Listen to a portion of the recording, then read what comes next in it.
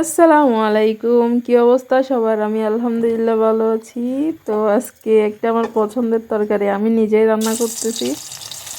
আর পছন্দের তরকারিটি কার কার পছন্দ আমাকে অবশ্যই কমেন্টের মাধ্যমে জানাবেন। আর অবশ্যই আমার ভিডিওগুলো শেয়ার করবেন অ্যান্ড লাইক কমেন্ট করে পাশে রাখবেন। আর অবশ্যই ফলো করে দিবেন।